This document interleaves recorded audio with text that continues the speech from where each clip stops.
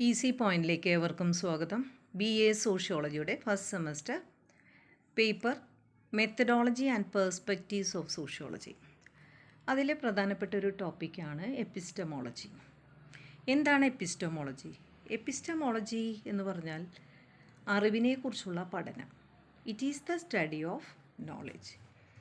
ഇപ്പോൾ എപ്പിസ്റ്റമോളജിയിൽ പല ചോദ്യങ്ങളും ഉന്നയിക്കുന്നുണ്ട്. It raises questions like what is the truth? Do we really know what we think we know?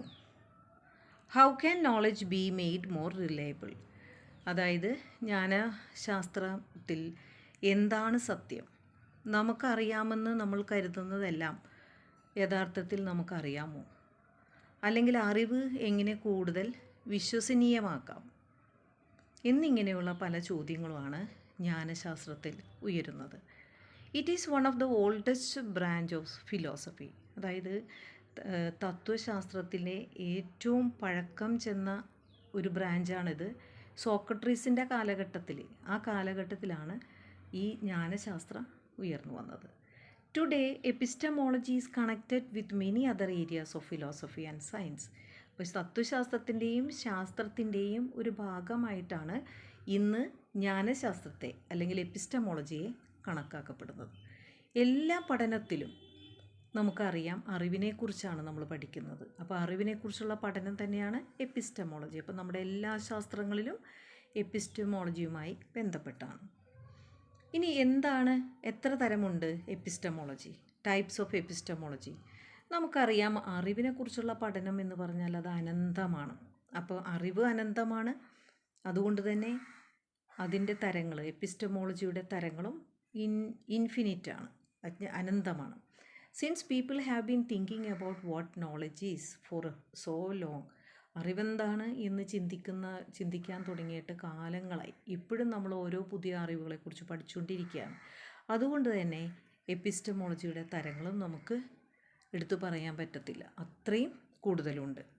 എന്നിരുന്നാലും പാശ്ചാത്യ പാരമ്പര്യത്തിൻ്റെ അടിസ്ഥാനത്തിൽ നമുക്ക് എപ്പിസ്റ്റമോളജിയെ 3 തരംതിരിക്കാം. അതിലൊന്നാണ് ഫൗണ്ടേഷനലിസം. ഫൗണ്ടേഷനലിസം എന്ന് പറഞ്ഞാൽ ഏതെങ്കിലും ഒരു സ്റ്റേറ്റ്മെൻറ്റിൻ്റെയോ ഒരു സിദ്ധാന്തത്തിൻ്റെയോ അടിസ്ഥാനത്തിൽ ഉണ്ടാകുന്ന അറിവിനെയാണ്. All knowledge is build on the basis of a few axioms. ഒരു സിദ്ധാന്തങ്ങളോ ഓർ സ്റ്റേറ്റ്മെൻറ്റ് ഏതെങ്കിലും ഒരു പ്രസ്താവനകളുടെയോ അടിസ്ഥാനത്തിൽ ഉണ്ടാകുന്നതാണ്. യാതൊരു തർക്കവുമില്ലാതെ, അതിലൊരു സംശയവുമില്ലാതെ ആക്സെപ്റ്റ് ചെയ്യുന്നതാണ് ഫൗണ്ടേഷനലിസം. അതിനൊരു ഉദാഹരണം പറയുന്നത് ജോമെട്രിയാണ്. Geometry is based on few axioms. 1-2 സ്റ്റേറ്റ്മെൻറ്റിൻ്റെ അടിസ്ഥാനം നമുക്ക് എടുക്കുകയാണെങ്കിൽ 2 points determine A line.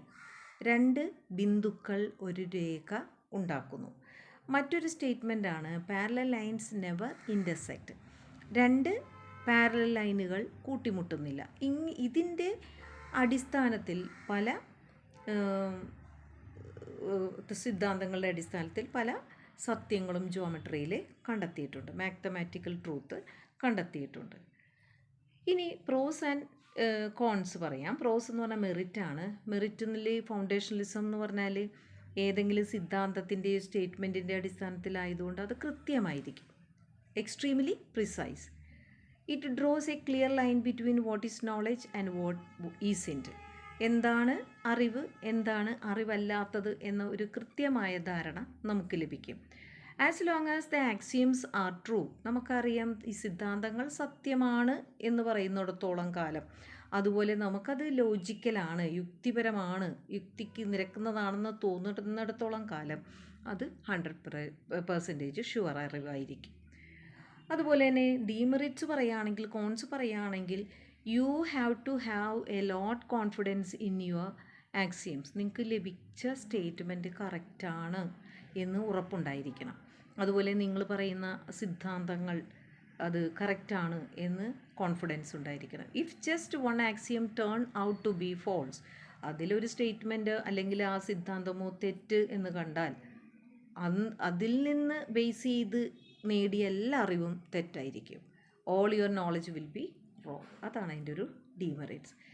This is a small risk in abstract field like geometry. Geometry പോലുള്ള അബ്സ്ട്രാക്റ്റ് അമൂർത്തമായ ഫീൽഡിലൊക്കെ അത് വലിയ പ്രോബ്ലം തരില്ല, ഒരു ചെറിയ സ്മോൾ റിസ്ക്കേ ഉള്ളൂ. പക്ഷേ യഥാർത്ഥ ഹ്യൂമൻ വേൾഡിൽ ചില തത്വങ്ങൾ അനുസരിച്ച് ജീവിക്കുമ്പോൾ അതായിരുന്നില്ല സത്യമെന്നറിയുമ്പോൾ ഒരുപാട് പ്രശ്നങ്ങളുണ്ടാകും. ഫോർ എക്സാമ്പിൾ, ഒരു കാലത്ത് വിശ്വസിച്ചിരുന്നു കുഷ്ഠരോഗികൾ പാപികളാണ്, അവരെ കല്ലെറിഞ്ഞു കൊല്ലണം എന്നായിരുന്നു അവരുടെ അക്കാലത്തെ ഒരു ചിന്താഗതി. അപ്പോൾ അതിൻ്റെ അടിസ്ഥാനത്തിലാണ് സൊസൈറ്റി അവരെ ട്രീറ്റ് ചെയ്തിരുന്നത്. അതുകൊണ്ട് തന്നെ ഒരുപാട് സാധുക്കളെ കല്ലെറിഞ്ഞ് കൊല്ലുകയുണ്ടായി. പക്ഷെ പിന്നീട് അതായിരുന്നില്ല സത്യം എന്ന് മനസ്സിലാക്കി. അത് കുഷ്ഠരോഗം എന്നുള്ളത് ഒരു നെർവ്സിന് വരുന്നൊരു ഡിസീസാണെന്ന് മനസ്സിലാക്കിയപ്പോൾ കാലങ്ങൾ കഴിഞ്ഞു. അപ്പോഴത് തിരുത്താനൊന്നും സാധിച്ചില്ല ആർക്കും. കാരണം മരണപ്പെട്ട ഒരുപാട് സാധുക്കൾ മരണപ്പെട്ടിരുന്നു. അപ്പോൾ ഇങ്ങനെയുള്ള ചില വളരെ ദോഷകരമായ അവസ്ഥകൾ നമുക്ക് കാണാൻ സാധിക്കുന്നുണ്ട്. ഇനി അടുത്ത ഒരു ടൈപ്പ് ഓഫ് എപ്പിസ്റ്റമോളജിയാണ് കൊഹറൻറ്റിസം, സമന്വയം. കൊഹറൻറ്റിസം എന്ന് പറഞ്ഞു കഴിഞ്ഞാൽ knowledge is true as long as it is in self contradictory. അറിവ് അത് തെറ്റാണെന്ന് തെളിയുന്നിടത്തോളം കാലം അത് സത്യമായിട്ടിരിക്കും. അപ്പോൾ അറിവെന്ന് പറയുന്നത് ഒരു സിദ്ധാന്തത്തിൻ്റെ അടിസ്ഥാനമൊന്നും ആയിരിക്കില്ല. നമ്മൾ ആഗ്രഹിക്കുന്നതല്ല നമുക്ക് വിശ്വസിക്കാം. ഇപ്പം ഞാൻ വിചാരിക്കുകയാണ് ദൈവമാണ് ഈ ലോകം മുഴുവൻ സൃഷ്ടിച്ചത്, അതെൻ്റെ അറിവാണ്. ഇനി അല്ല, ദൈവമല്ല സൃഷ്ടിച്ചത്, ശാസ്ത്രീയമായി പരിണാമ സിദ്ധാന്തത്തിലൂടെ കുരങ്ങന്മാരിൽ നിന്ന് രൂപപ്പെട്ടതാണ് എന്ന് വിശ്വസിക്കണമെങ്കിൽ അതും അങ്ങനെ വിശ്വസിക്കാം.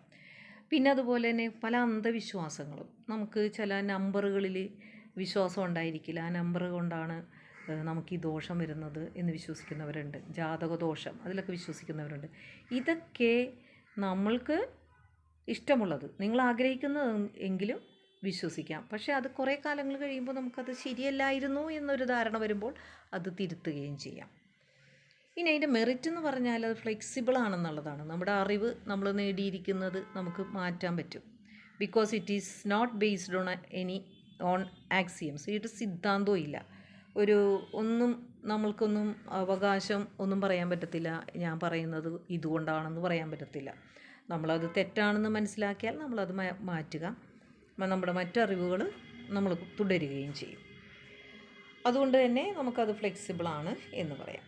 ഇനി ദോഷങ്ങളെന്ന് പറഞ്ഞു കഴിഞ്ഞാൽ നമ്മൾ പലപ്പോഴും നമ്മളുടെ ആശയങ്ങൾ ശരിയെന്നും മറ്റുള്ളവരുടെ ആശയങ്ങൾ തെറ്റ് എന്നും പറയാൻ പാടില്ല.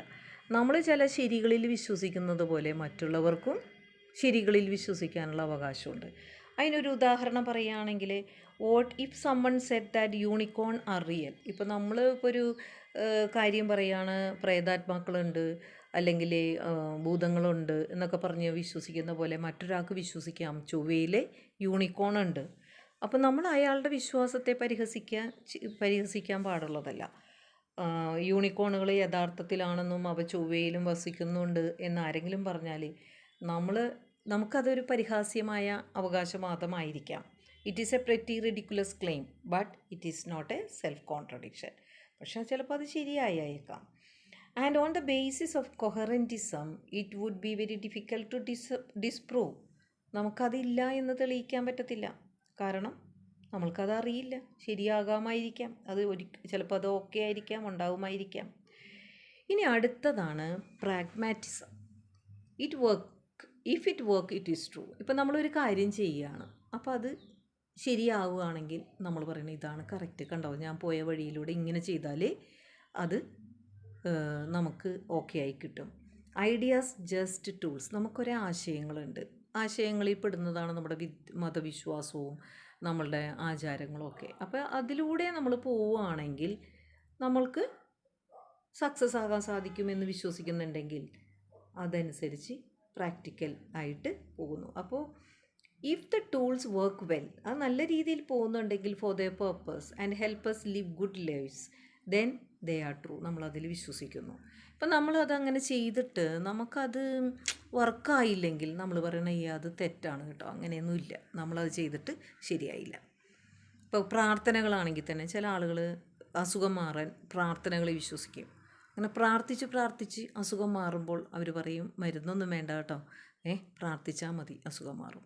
പക്ഷേ വേറൊരാൾ പ്രാർത്ഥിച്ചുകൊണ്ട് അസുഖം മാറിയില്ല. അയാൾ എന്ത് ചെയ്തു? അയാൾ ട്രീറ്റ് ചെയ്തു. അപ്പോൾ അയാൾ പറയും, ഏയ് പ്രാർത്ഥിച്ചതുകൊണ്ട് ഒരു കാര്യമില്ല കേട്ടോ, നമ്മൾ മെഡിസിൻ നന്നായിട്ട് ഡോക്ടറെ കണ്ട് അവർ പറയുന്ന മെഡിസിൻ ഫോളോ ചെയ്താൽ മാത്രമേ സാധിക്കുള്ളൂ. അപ്പോൾ ഇങ്ങനെയാണ് ഓരോരുത്തരുടെയും പ്രാഗ്മാറ്റിസം. അപ്പോൾ ഇതിൽ പ്രാഗ്മാറ്റിസത്തിൽ നമുക്ക് ഏതാണ് ശരി ഏതാണ് തെറ്റ് എന്നൊരു വര വരക്കാൻ പറ്റത്തില്ല. Does not draw a black and white line between true or false but allows for a grey area. നമുക്കൊരു അറിയാൻ പാടില്ലാത്ത കുറച്ച് കാര്യങ്ങളുണ്ട്. ചിലപ്പോൾ അത് ഓക്കെ ആകാം, ചിലപ്പോൾ അത് തെറ്റാകാം. That is either a pro or a con. നമുക്കതിൽ മെറിറ്റും ഡീമെറിറ്റും പറയാൻ പറ്റത്തില്ല. ഓരോരുത്തരുടെ കാഴ്ചപ്പാടിലാണ് അവർക്ക് മെറിറ്റും ഡീമെറിറ്റും ഉണ്ടാകുന്നത്.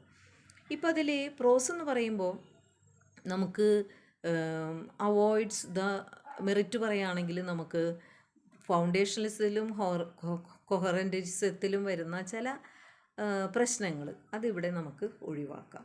അതുപോലെ പ്രാഗ്മാറ്റിക്സ് റിയലൈസ് ദാറ്റ് ഹ്യൂമൻ ബീയിങ്ങിന് ലിമിറ്റുണ്ട്, അതിനപ്പുറം എന്തൊക്കെയോ ഉണ്ട്, അതിൽ വിശ്വസിക്കണം. അതുകൊണ്ട് അറിവുകൾ എപ്പോഴും ഇങ്ങനെ മാറിക്കൊണ്ടിരിക്കുമെന്ന് വിശ്വസിക്കുന്നു. ഇനി ദോഷങ്ങൾ പറയുകയാണെങ്കിൽ നമുക്ക് വളരെ ബുദ്ധിമുട്ടാണ് ഏതാണ് വർക്കാകുന്നത്. Hard to define what works. For example, ഗ്രീക്കുകാരുടെ വിശ്വാസങ്ങളിൽ ഒരുപാട് തെറ്റായ ഐഡിയാസ് ഉണ്ടായിരുന്നു about how the universe work. ഈ ലോകം എങ്ങനെയാണ് പോകുന്നത് എന്നുള്ളതിനെ കുറിച്ചിട്ട് ഒരുപാട് തെറ്റായ ധാരണയുണ്ടായി. ഇന്ന് നമുക്കറിയാം അതൊക്കെ നമ്മൾ അംഗീകരിക്കാത്തതാണ്. But these were the best ideas available at that time. ആ ടൈമിൽ നമുക്ക് അത് വളരെ കറക്റ്റാണ്, പെർഫെക്റ്റ് ആണെന്ന് വിചാരിക്കുന്നു. പക്ഷേ ഇന്ന് നമ്മൾക്കത് തെറ്റാണ്, ശരിയായിരുന്നില്ല എന്ന് വിചാരിക്കുന്നു. So where these ideas right at the time but now they are wrong. That seems like an odd thing to say but it is implied by pragmatism. അപ്പോൾ അതുകൊണ്ട് ഒരു കാലത്ത് ശരിയായതും പിന്നടുത്ത കാലത്ത് നമുക്ക് വേണമെങ്കിൽ അത് പ്രായോഗികമല്ല, അത് മോശമാണ് എന്ന് നമുക്ക് മനസ്സിലാക്കാം. ഇനി എന്താണ് എപ്പിസ്റ്റമോളജി, എന്താണ് ഓൻറ്റോളജി എന്ന് ഒരു സ്ലൈറ്റ് ഡിഫറൻസ് മാത്രമേ ഉള്ളൂ. എപ്പിസ്റ്റമോളജി എന്ന് പറഞ്ഞാൽ അറിവിനെക്കുറിച്ചുള്ള പഠനമാണെങ്കിൽ ഓൻറ്റോളജി എന്ന് പറഞ്ഞാൽ അതായത് എക്സിസ്റ്റൻസിനെ കുറിച്ച്, അസ്തിത്വത്തെക്കുറിച്ചുള്ള പഠനമാണ്. എന്താണ് നിലനിൽക്കുന്നത് അതിനെക്കുറിച്ചുള്ള പഠനമാണ് ഓൻറ്റോളജി. ഓൻറ്റോളജിയും പലപ്പോഴും എപ്പിസ്റ്റമോളജിയെ പോലെ ഒരുപാട് ചോദ്യങ്ങൾ ചോദിക്കാറുണ്ട്. എന്തൊക്കെയാണ് ഇവിടെ ഉള്ളത്, what exist, what kind of things exist, അല്ലെങ്കിൽ എന്തെന്നാണ് ഇവിടെ അസ്തിത്വം എന്ന് പറയുന്നത്. നമുക്ക് കണ്ണിൽ കാണാൻ പറ്റുന്ന വസ്തുക്കളാണോ അസ്തിത്വം, അല്ലെങ്കിൽ കാണാൻ പറ്റാത്ത വല്ലതും ഉണ്ടോ?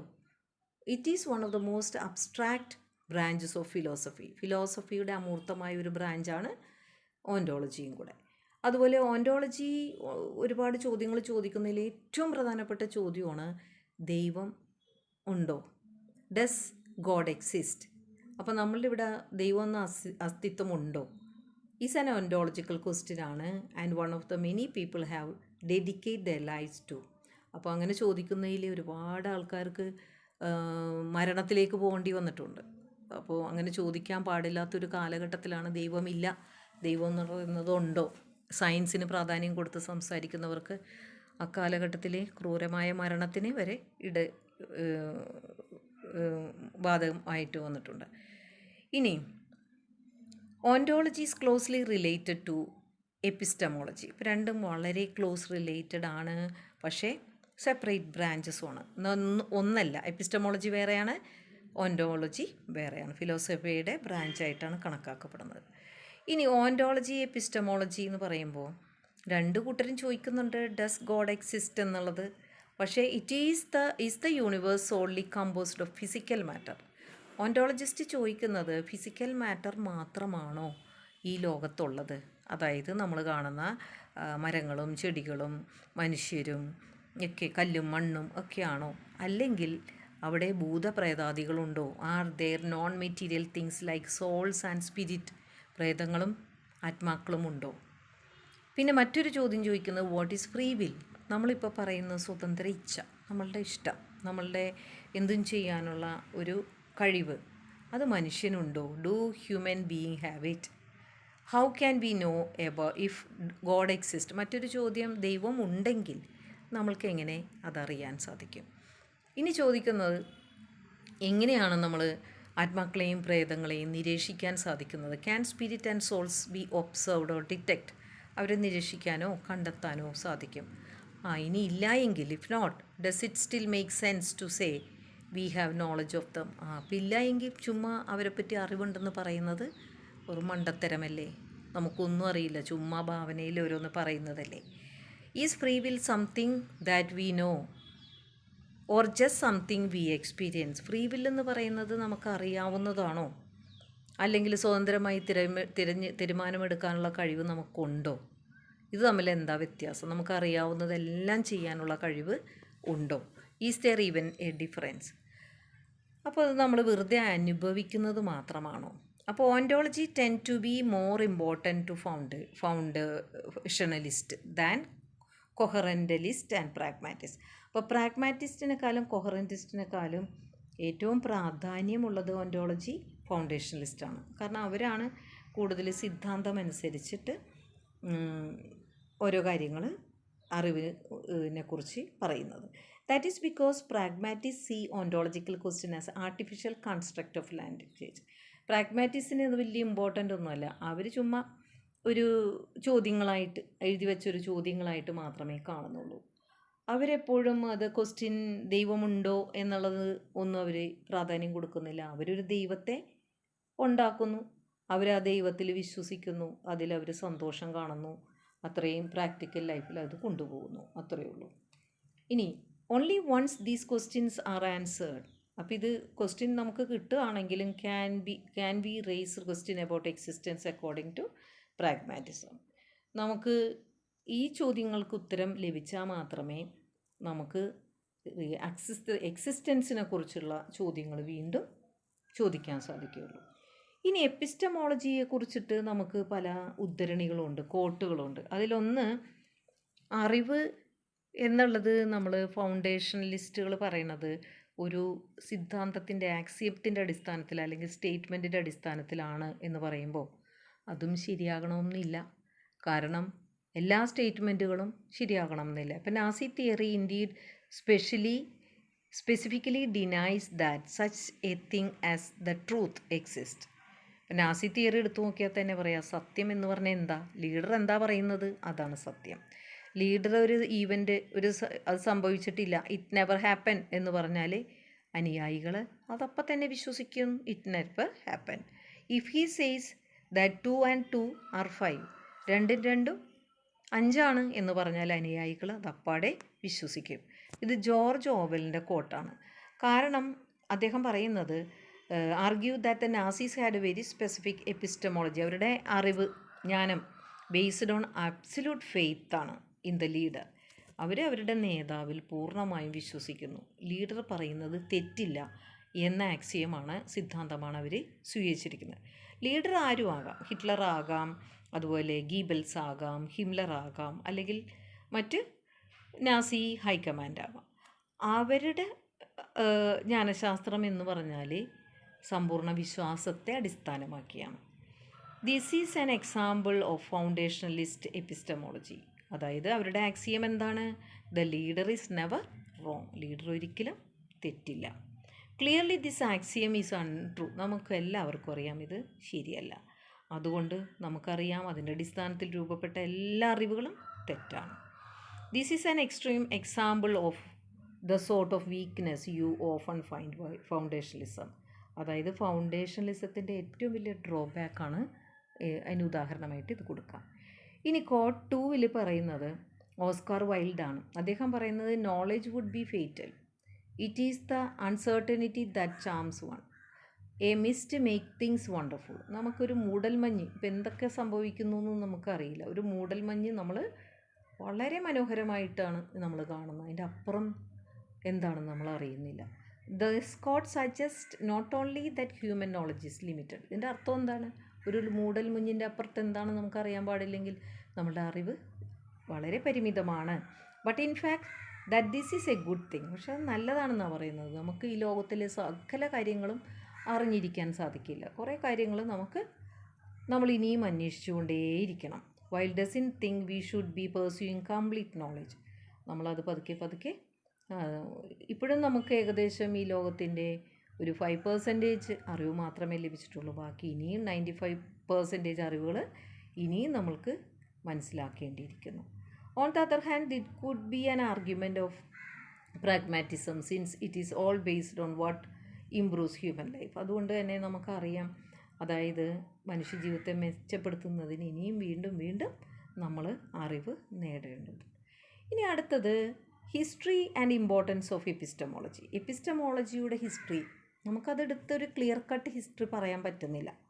കാരണം നമുക്കറിയാം ഇത് പഴയ കാലത്ത്, സോ ഏൻഷ്യൻ കാലത്ത് ഫിലോസഫിയുടെ ഒരു ബ്രാഞ്ചായിട്ട് കണക്കാക്കപ്പെട്ടതാണ്. അപ്പോൾ നേരത്തെ പറഞ്ഞ അരിസ്റ്റോട്ടിലിൻ്റെ കാലഘട്ടത്തിൽ മുതൽ അറിവ് ഉണ്ട്.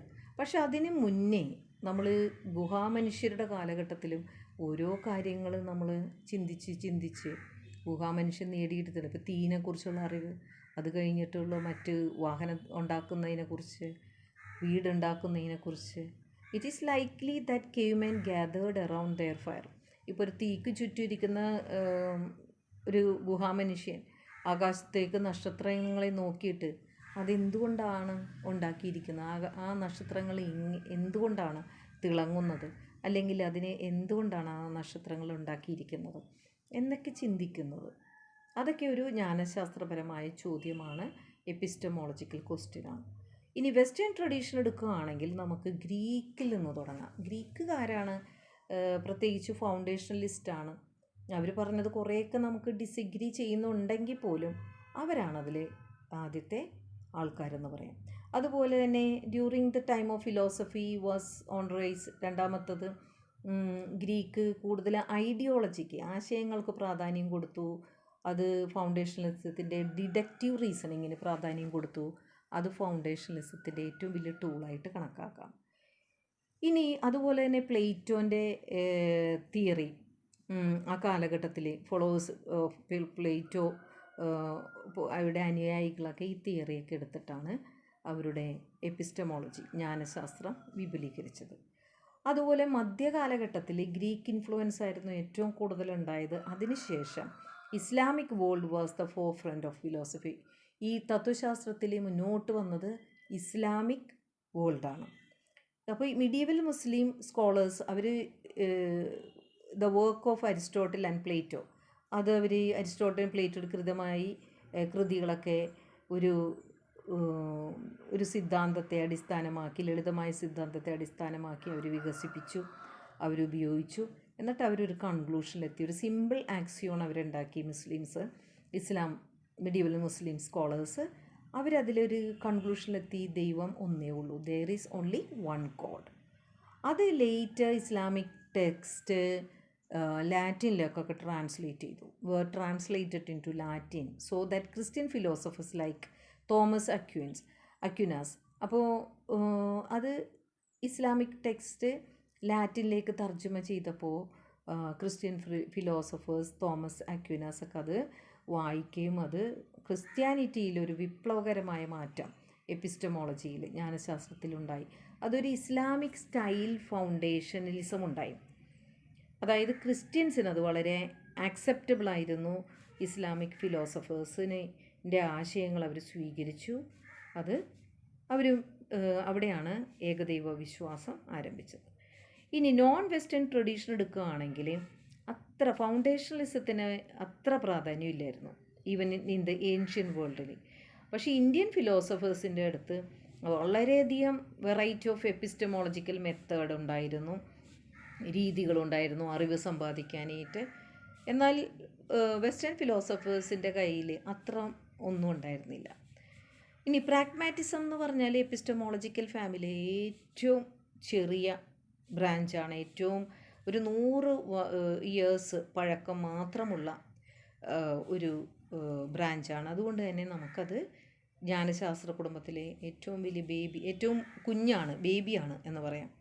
Of course everyday people often take A pragmatic view. ഇപ്പോൾ നമ്മളെപ്പോഴും അങ്ങനെയാണ്, നമ്മളൊരു പ്രാക്ടിക്കലായിട്ട് എങ്ങനെയാണ് നമുക്ക് ഓക്കെ ആകുന്നത് ആ രീതിയിലാണ് നമ്മൾ അറിവിനെ കൊണ്ടുപോകുന്നത്.